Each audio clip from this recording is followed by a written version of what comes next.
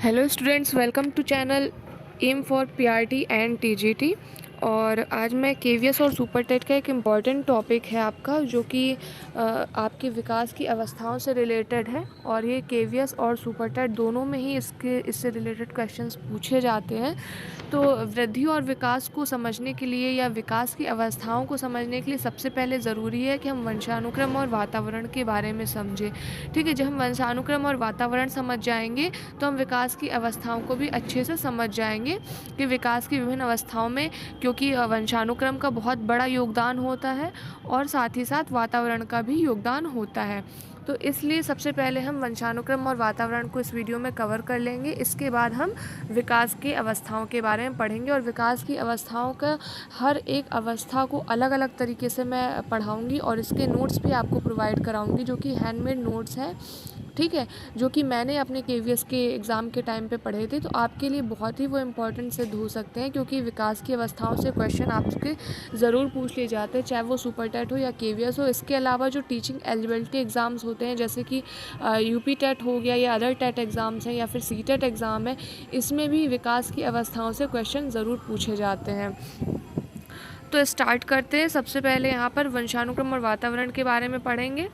ठीक है, शिक्षा मनोविज्ञान के ये सारे कार्यक्षेत्र दिए हैं: वंशानुक्रम, वातावरण, वृद्धि तथा विकास, व्यक्तित्व तथा व्यक्तिगत भिन्नता, बुद्धि, बुद्धिलब्धि, बालकों के प्रकार, पाठ्यक्रम निर्माण तथा अधिगम प्रक्रिया, शिक्षण विधियाँ, मानसिक स्वास्थ्य एवं परामर्श और मापन और मूल्यांकन। ठीक है, इसमें से मोस्टली टॉपिक्स जो है 9 टॉपिक दिए हुए हैं। 9 में से आपके 6-7 टॉपिक ये है जो बहुत ही इंपॉर्टेंट है, जो आपके सुपर टेट और इसके अलावा जो आपका केवीएस है, साथ ही साथ यूपी टेट, सी टेट सभी में पूछे जाते हैं। ठीक है, इनसे रिलेटेड क्वेश्चंस आते ही आते हैं। ठीक है, तो सबसे पहले वंशानुक्रम वातावरण कवर करेंगे, इसके बाद हम विकास की अवस्थाओं की ओर बढ़ेंगे। वंशानुक्रम के बारे में देखते हैं। सबसे पहले वंशानुक्रम क्या होता है? ये हेरिडिटी का हिंदी अनुवाद है। ठीक है, हेरिडिटी की स्पेलिंग थोड़ी यहाँ पे मिस्टेक दी हुई है, HEREDITY होता है हेरिडिटी की स्पेलिंग, और लैटिन भाषा के शब्द हेरिडिटरी से बना हुआ है। ठीक है, इसका अर्थ होता है वह पूंजी जो बालक को माता पिता से मिलती है। ठीक है, वंशानुक्रम मतलब होता है जो माता पिता और पूर्वजों से उसके नेक्स्ट आने वाली जनरेशन को मिलता है, फिर उनके नेक्स्ट आने वाली जनरेशन को मिलता है। ठीक है, उसे क्या कहते हैं? वंशानुक्रम कहते हैं। वंशानुक्रम की इस धारणा के अंतर्गत शारीरिक, मानसिक और व्यक्तित्व के दूसरे लक्षण आ जाते हैं। ठीक है, जैसे कि शारीरिक लक्षण, इसमें चेहरा हो गया, आँखों का रंग, त्वचा, आँखों का आकार, टांगों का आकार, ठीक है, ग्रंथियाँ, लंबाई, ये सब जैसे माता पिता के ऊपर जाते हैं, माता पिता लंबे हैं या पूर्वज लंबे हैं तो बच्चा भी लंबा हो गया। ठीक है, तो कहने का मतलब ये है कि शारीरिक जो लक्षण होते हैं वो आपके वंशानुगत होते हैं। ठीक है, यानी कि आपके जो पेरेंट्स हैं उनसे प्रोवाइड होते हैं। मानसिक लक्षण में आ गया बुद्धि, स्मरण शक्ति, तर्क शक्ति, निर्णय क्षमता, ध्यान, ये सब भी पेरेंट्स से प्रोवाइड हो जाते हैं। जैसे कोई पेरेंट है वो बहुत ज़्यादा लॉजिकल थिंकिंग वाला है, बिजनेसमैन है, तो बहुत संभवतः ये रहता है कि उनका जो बच्चा है वो भी उसी थिंकिंग के साथ पैदा होता है। व्यक्तित्व लक्षण, इसके अंतर्गत व्यवहार, स्वभाव, आदतें आ जाती है जो माता पिता की वो बच्चों में ट्रांसफ़र हो जाती हैं। ये सभी लक्षण बच्चा अपने माता पिता से प्राप्त करता है, इसी को वंशानुक्रम कहते हैं। फिर वातावरण के बारे में थोड़ा सा देख लेते हैं। वातावरण मतलब जो जीव के या किसी प्राणी के आसपास का जो व्यवहार है। ठीक है, आसपास का जो वातावरण है, जो बाहर जो जीव के आसपास है, इसी को वातावरण कहते हैं। ठीक है, आपके आसपास जो कुछ भी है उसके कारण जो आप प्रभावित हो रहे हैं, ठीक है, या वो जो प्रभाव डाल रहा है आपके विकास में या आपकी वृद्धि में, वही वातावरण कहलाता है। ठीक है, जीव को बाहर से जो प्रभावित कर रहा है वो वातावरण कहलाता है। ठीक है, जो वंशानुक्रम के लक्षण होते हैं वो व्यक्ति के जीन्स में आ जाते हैं। ठीक है, वातावरण के लक्षण क्या होते हैं? ये बाहरी लक्षण होते हैं जो है प्राणी को प्रभावित करते हैं। किसी प्रकार का वातावरण हो सकता है, प्राकृतिक हो सकता है।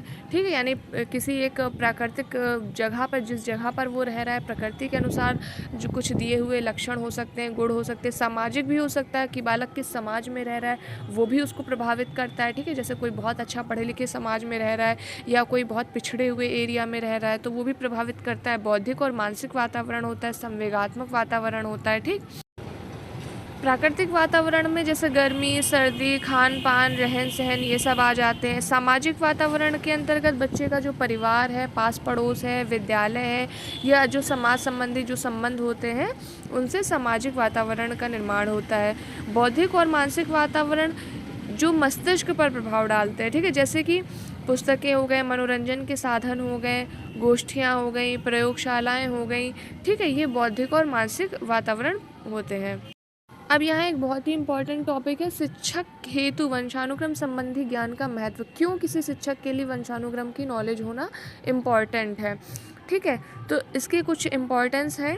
वंशानुक्रम के नियमों को ठीक प्रकार समझकर शिक्षक बालकों के प्रति उचित व्यवहार कर सकता है, यानी कि वो समझ सकता है कि उस एक बालक का जो पर्टिकुलर स्थिति है वो उसके वंशानुगत कारणों से है, ठीक है।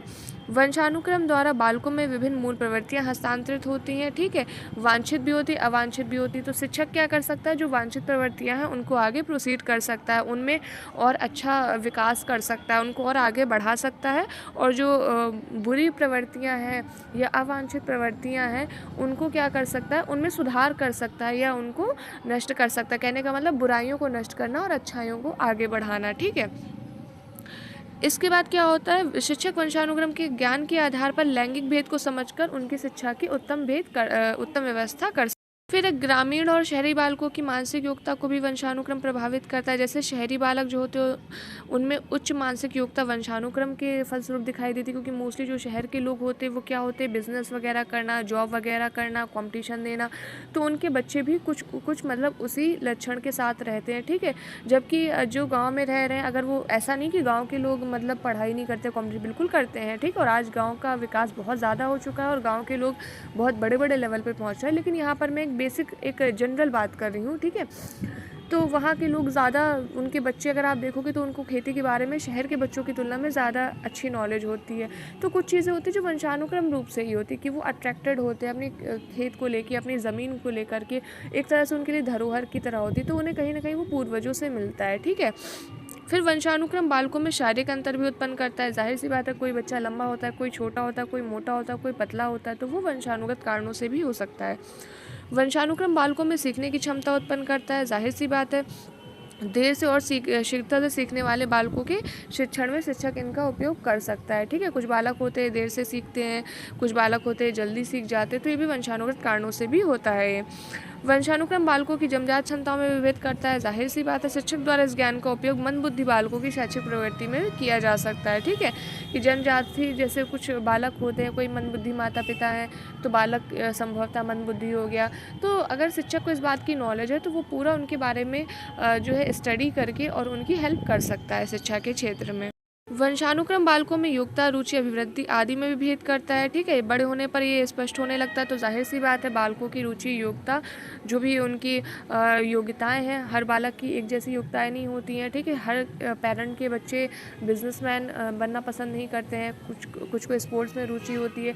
अधिकतर आप देखेंगे जो स्पोर्ट्स पर्सन है उनके बच्चे स्पोर्ट्स में बहुत रुचि लेते हैं, ठीक है। तो इनके अकॉर्डिंग शिक्षा की व्यवस्था कर सकता है शिक्षक।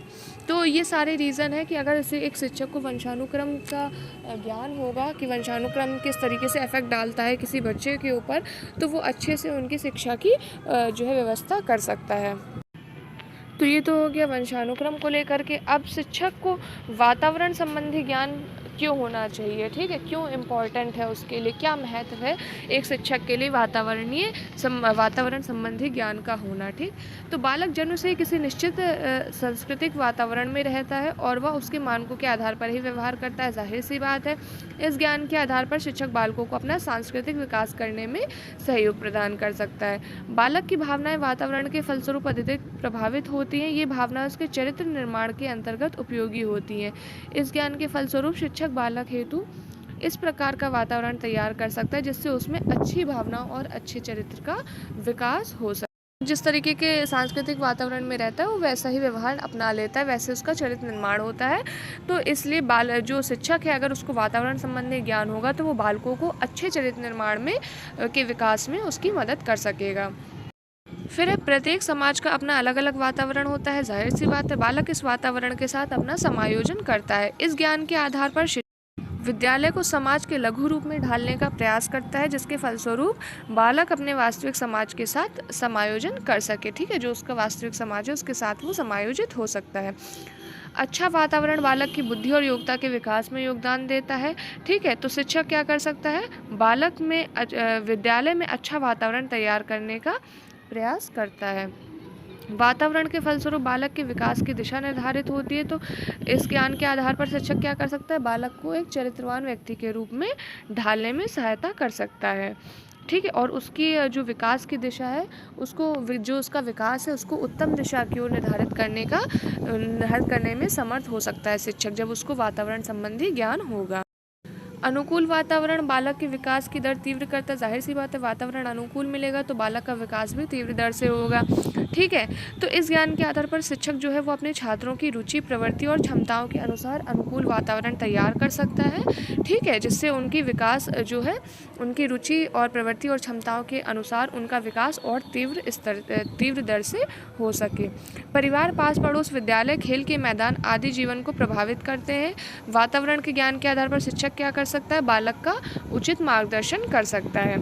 वातावरण के महत्व की ओर ध्यान देने वाला शिक्षक विद्यालय के वातावरण को नियंत्रित ढंग से इस तरह तैयार करता है कि बालक का बहुमुखी विकास हो सके। ठीक है, एक ही दिशा में नहीं बल्कि हर दिशा में विकास हो सके, अच्छा विकास हो सके, सकारात्मक विकास हो सके।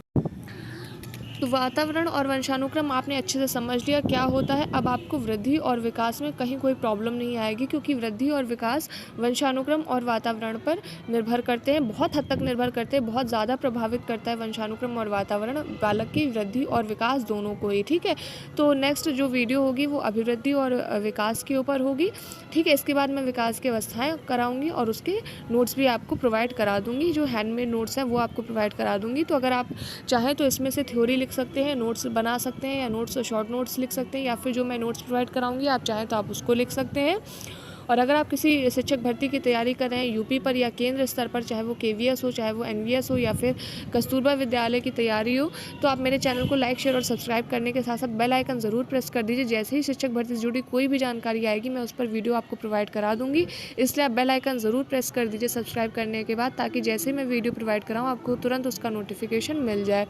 और साथ ही साथ केवीएस, पीआरटी, टीजीटी और सुपर टेट के नोट्स के लिए भी आप चैनल को सब्सक्राइब कर सकते हैं। इसके अलावा अगर आप यूपी टीजीटी बायोलॉजी या फिर एलटी बायोलॉजी की तैयारी कर रहे हैं तो भी आप चैनल को सब्सक्राइब कर सकते हैं, क्योंकि मैं बायोलॉजी से संबंधित नोट्स भी अपने चैनल पर प्रोवाइड करा दूंगी जैसे ही कोई भी भर्ती की नोटिफिकेशन आएगी।